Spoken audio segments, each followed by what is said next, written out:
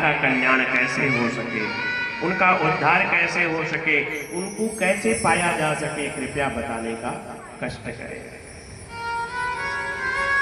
उसको निवेदन किया चरणों में। सनत कुमारों ने प्रसन्नता से हंसा, मुस्कुराया, बोले अरे गजब, आप जब इतना चिंतित हैं तो ये बताइए कि इस जगत का क्या होगा, इस जगत का क्या होगा। आप तो बाबा बैरागी ठहरे, आपको इस दुनिया के प्रपंच से क्या मतलब। निवेदन किया कि आपको हमेशा परमात्मा की कृपा का अनुसरण करना चाहिए। ये तो बड़ा सरल साधन है।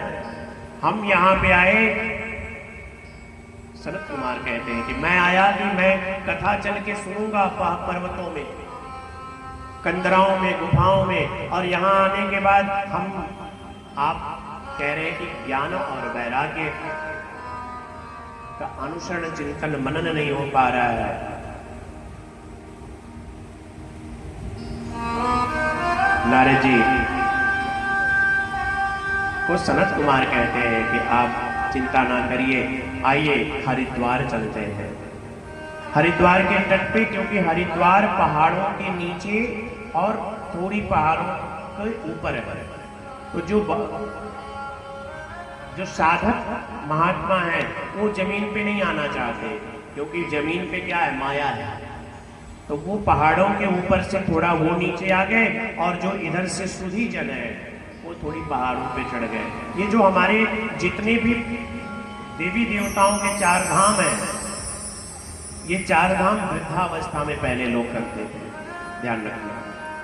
पूरी जीवन के अपनी बेटी से मुक्त होकर, बेटे से मुक्त होकर, अपने समस्त पारिवारिक जिम्मेदारियों से मुक्त होकर क्या करते थे, तब वो चार धाम गए।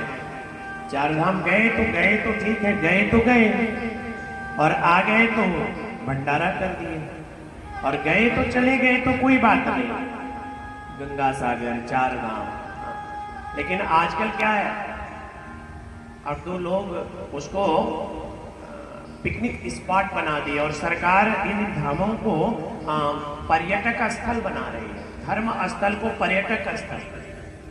कितना विडंबना है। भारत में जिन शास्त्र पुराण धर्म की मर्यादा एक एक अक्षर में जीवन की मुक्ति है, वहां क्षणिक धन के कारण, लोभ के कारण बुद्धि भ्रष्ट हो गई। पर्यटक स्थल के नाम पर आजकल के जो बच्चे हैं, विवाह के बाद वहां पे प्री वेडिंग शूटिंग कराने, तो कोई कौन सा शूटिंग कराने, दुनिया भर की शूटिंग हो रहा है। तो हमारे परमात्मा की थोड़ी सी भ्रिकुटी टेढ़ी होती है तो क्या होता, प्रलय होता। हमारे शंकर क्या है, इसलिए ये तपस्थली है, ये देवी देवता, बड़े बड़े अमलात्मा विमलात्मा संतों की वो भूमि है, जहाँ पे तपस्या करके परमात्मा की उस दिव्य दर्शन को प्राप्त किया जाता है, ना कि वहाँ भोग विलास वासनाओं से युक्त होकर कोई जाता है।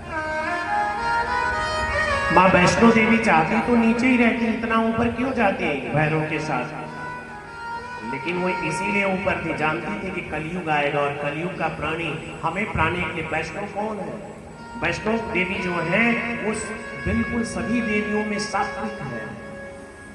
इसलिए जब आप जाते हो, माताएं जाती है तो दुनिया भर का सज सवर के तो निकलती है दर्शन के लिए, लेकिन आप उनकी दशा देखो, जब वो 10 किलोमीटर की चढ़ाई चढ़ लेती हैं तो ना तो उनकी दशा रह जाती है, ना दिशा रह जाती है, उस ना कपड़े का ढंग रह जाता है, ना शरीर का ढंग रह जाता है, सारी आइटम, सारी दिखावा, सारा पहनावा समाप्त हो जाता है। उसके बाद एक ही चीज निकलता है मुंह से, जय माता दी, प्रेम से बोलो जय माता दी, जय माता दी, प्यारे बोलो जय माता दी। प्राण फेंक फेंक के एक एक कदम रखता। उस समय काम, क्रोध, लोभ, मोह, जितनी शरीर की दिखावा की चीजें हैं, जिसपे अहंकार है, वो सारे अहंकार नष्ट हो जाते हैं, और तब जाके माँ भगवती पराम्बा उसको दर्शन प्रदान करते हैं। इसलिए जब भी कभी तुम किसी देवी देवता के पास जाओ, कभी मंदिरों में जाओ, तो पहले तो अपने आडंबर को समाप्त कर लो। जिसने तुम्हें बनाया उसको दिखाने की जरूरत नहीं है। वो जिस दिन तुम्हें दिखा देगा उसको बनाने की जरूरत नहीं है, ये ध्यान रखना।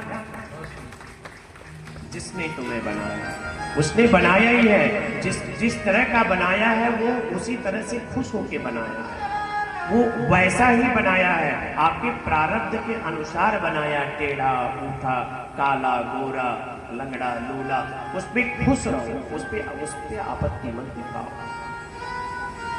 बाबा बैरागी नारद जी ने निवेदन किया उन संतों के श्री चरणों में कि प्रभु मेरा कल्याण करिए। भक्ति तो जीवित है, अर्थात भक्ति तो सही है, लेकिन ज्ञान वैराग्य को आप पुनः बड़े सुंदर भाव से निवेदन करते हैं।